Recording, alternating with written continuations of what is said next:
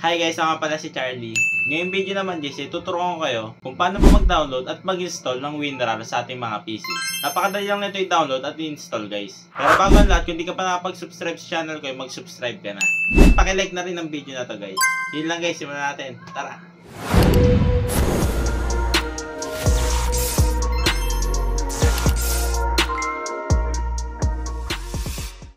So yun guys, tuturuan ko kayo kung paano mag-download at mag-install ng WinRAR sa ating mga PC.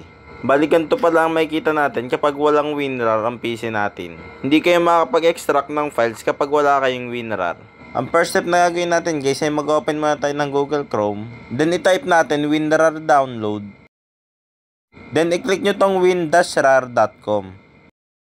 Mapupunta kayo dito sa website ng WinRAR. I-click nyo lang tong latest version ng WinRAR, yung WinRAR 7.13 English 64-bit. Pag naklik nyo na yan guys, magda-download na yan ng kusa. Yan, nantayin nyo lang siya na matapos. Then kapag tapos na, click nyo lang tong folder. After nyan guys, i-click nyo lang tong WinRAR na dinownload ninyo. Yes nyo lang yan guys. Then install nyo na tong WinRAR. Saglit lang yan guys. Tapos okay nyo na to guys. Then click nyo tong done. Okay na yan guys, meron ng WinRAR ang PC natin. Check natin yung folder kanina kung pwede na siyang ma-extract.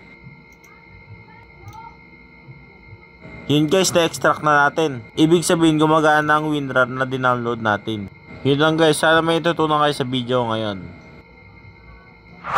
So yun guys, ganun lang mag-download at mag-install ng WinRAR sa ating mga PC.